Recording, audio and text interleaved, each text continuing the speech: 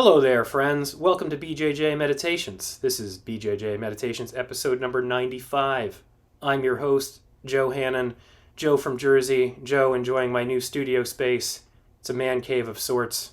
It's also kind of like a boy cave because I'm surrounded by children's toys and I suppose some of my toys too. There are like instruments and records everywhere here. But get used to the new setting. This is where I'm going to be recording from now on. Hope you enjoy it. Don't really have any other options. My second son's going to be here in less than a month by the time you're hearing this, and I've been displaced, so I'm now an underground man once again. Before we go any further, this episode of BJJ Meditations is sponsored by Outlier Database. Outlier Database is the ultimate analytical tool for no-gi jiu-jitsu. It's a tag searchable database that allows you to see how principles, concepts, and techniques are applied at the highest levels of grappling. I use Outlier Database as a supporting tool for any jiu-jitsu instructional, using the instructional for technical study and Outlier Database for understanding practical application. Sign up for Outlier Database today at outlierdb.com and use the promo code BJJMed to take 50% off your first month's membership. That's outlierdb.com and promo code BJJMed. Link is also in our show notes.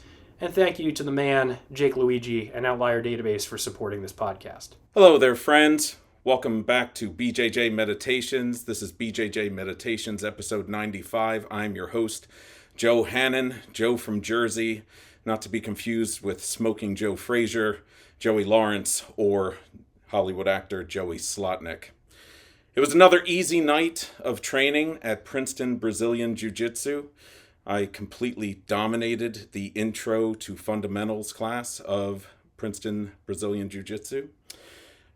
And I'm just seeing blokes and getting chokes.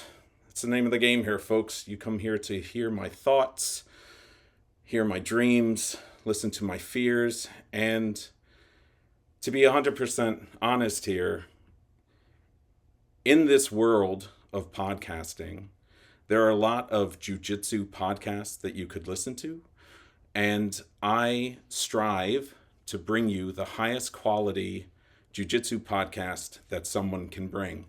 I am constantly working on being vulnerable. I am constantly working on being honest with both you, the listener, the students at the school, and I think the only real reason to be doing something like this is to help lift each other up and to really embrace the struggle of jiu-jitsu and the love for one another that we have when we pursue this martial art. That said, I'd like to have a word from our sponsor. Today's episode of BJJ Meditations is brought to you by Alpha Balls. Hey fellas, are you looking to add some weight to the most sensitive area of your game? That's right, I'm talking testicles. Alpha Balls is the only supplement on the market not allowed outside of the United States, and it is clinically proven to add 0.0075 grams to any testicle that you have. So remember, if you want to go balls to the wall, you need Alpha Balls. Make howling noises. We have a special guest here today. Let's bring him out. There he is, our special guest today. Joe, how are you? I'm doing okay, Joe. I'm a little uncomfortable in this new setting. Haven't quite broken in the new studio yet. But, we'll get used to it. Do you know what's going on? I have no idea. You don't know? No clue. I think it's pretty clear that we've crossed into some multi-universal podcast sphere in which I have to interview my other self. Multi-universal podcast sphere. I think I heard about that on the Joe Rogan Experience. Let's have a word from one of our sponsors. Are you tired of your kids' children's books teaching them lessons and making them learn to accept each other's differences? Come on. If you want your American kids to grow up and be men, you better be reading them the new books from Maxwell Stake. Who's Maxwell Stake, you ask? Well, let me tell you, he doesn't live on Sesame Street. The only Daniel Tiger he knows is a rug in his living room, and he's just like Mr. Rogers, except not a cuck. Go ahead and read Maxwell Stake's new books to your kids and help them become real American men. So, Joe, I'm very excited to interview myself. I was wondering, I know that there is a lack of kindness within the world. I think that we not only should be kind to the people who we train with and the people outside of the school, but also kindness to ourselves. And that brings me to my first question for you. When and why did you become such a pompous ass? You know, Joe, I think this is something I was born with. It might be a defense mechanism in some regards. You go through your life, for I guess I'm 38, I'm going to be 40 soon. And it's hard to feel understood by people. And every day I kind of wake up with this realization that isolation that I feel as a result is sort of my own doing. I have no one else to blame for that but myself. And if I could just stop being such a pompous ass, maybe I'd have a few friends. Maybe people would care about me a little bit more. Maybe my students would listen to me a little bit more. But I just can't help myself. I just feel like I'm just self-destructing. Oh boy. Do you have a question for me? Yeah, it's not so often you get to interview your own shadow. So, at least what I feel like that's what you are. You've got this Gordon Ryan beard thing going on. So. Well, we do, yes. Yeah, we do. Oh, okay. You insist. So I guess right off the bat, Joe, have you ever gotten to roll with Emily Kwok? I have gotten to roll with her several times. That's great. Several times. Yeah. Did she give you any feedback? She did. She just looked me right in the eye and said, yuck. Since we are both instructors at our schools in Princeton, Brazilian Jiu-Jitsu, it's very important, I feel, for instructors to stick to what they know. That brings me to my second question. Why do you mask a lack of technical skill with an obsession for the thematic? Yeah, why do I do that? Wow. Why do we do that? Yeah, why do we do that? Man, I'm such a douche. We're not douches. Oh, okay, if you insist. I do that, Shadow Joe, because you got to play to your strengths, right? And my strength, I think, is taking jiu-jitsu and using it to kind of live this thing called an examined life, which we've talked about ad nauseum on this podcast. I'm sure people are sick of hearing it, and that's why the numbers have gone down from month to month. But that's sort of what I'm good at, is connecting the actual, what's going on right here, right now, to what's going on a higher level. It's like the camera panning out. I'm thinking of that shot in Citizen Kane, where Citizen Kane's new wife, the opera singer who's terrible, is singing, and the camera pulls all the way up to the top of the stage where the lighting guys are hanging out, and the one pinches his nose because she stinks. Yeah, I'm both that opera singer and the camera at the same time going up. Citizen Kane? Citizen Kane. Never seen it. I gotta ask you this. This is a question I feel like I should ask everyone who comes on this podcast. If you could choke anyone unconscious, living or dead, who would it be? Living or dead? Historical figure or pop figure? Let's go with both. Historical figure, Robert E. Lee. Pop figure, Frank Sinatra. Why Frank Sinatra? I think Lee's pretty obvious. I think we know.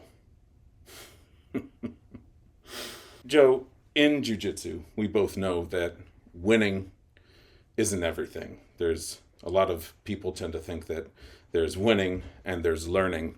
That brings me to my third and final question for you. What's worse, being a total competition loser or having to maintain a podcast to conceal your inferiority? Well, I guess in some ways I figured out how to monetize my inferiority. People seem to like hearing about it. And, from a pure business standpoint, losing competitions is one of the best things I can do. Like, I'm incentivized to be a total fucking loser. So as long as I keep losing, I'm right where I should be in this world, you know? Do you have a final question for me? Yeah, I do.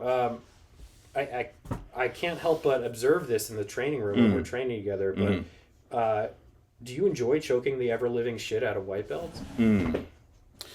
I do enjoy choking white belts, but I think that the white belt needs more respect from everyone in the jiu-jitsu community. I feel that it takes a lot of bravery and tenacity to walk into a room knowing that almost everyone there can completely and utterly destroy you. I think the true joy of jiu-jitsu comes from choking out an upper belt, because it's within that moment that the upper belt realizes the submission is sinking in, the curtains are going black, and every mistake and mistreatment of any person they've ever come in contact with is standing in front of the door, waiting for them to knock. Are my methods unsound? I can't say. I was sent on a classified mission. It's not classified anymore. Are you an assassin? I'm a podcaster. Wrong. You're an errand boy, sent by a grocery clerk to collect a bill. And now a word from our sponsors. Hello, training partner. Are you tired of all those owies you keep collecting while training? You don't need another expensive brace off of Instagram. What you need is fuck it. Sure, the doctor told me I should take some time to let my ACL heal, but thanks to Fuck It, I don't have to listen to her anymore. Thanks, Fuck It. Fuck It is the only brace in jiu-jitsu that had 0 clinical trials, and we never consulted with doctors because science isn't real. Doctors? Who needs them? I do my own research on Reddit. Thanks, Fuck It. I'm over 40, and my joints are screaming for me to do practically anything else with the precious time I have left. But thanks to Fuck It, I can't hear them anymore.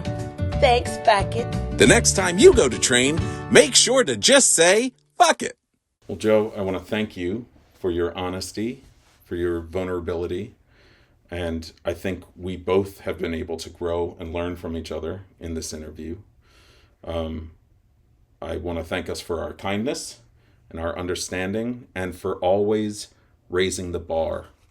Thank you to our sponsor, Alpha Balls, for this episode. Remember, type in BJJ Meditations at checkout to get your first 8-month supply free. That's BJJ Meditations at alphaballs.com.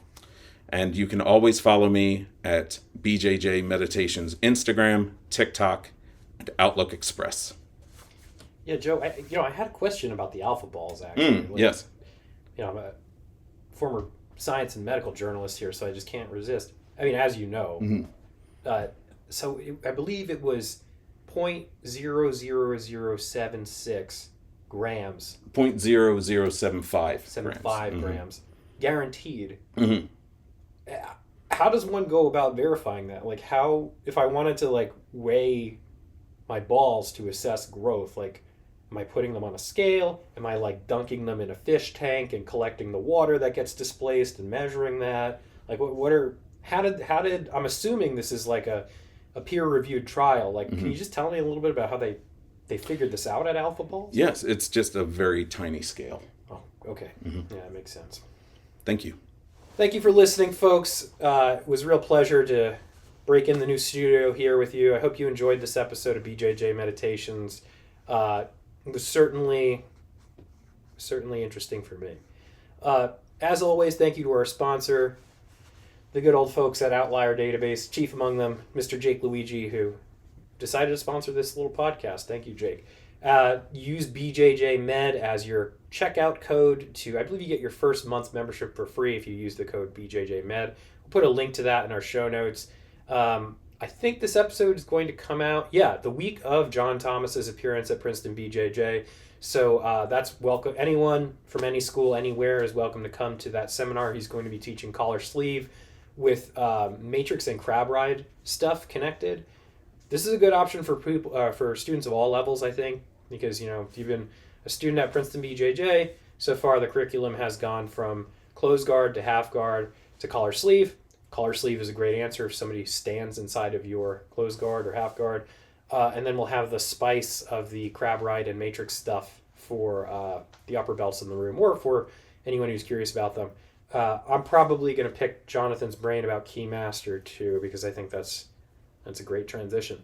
But thank you very much for listening. As always, we will see you next week.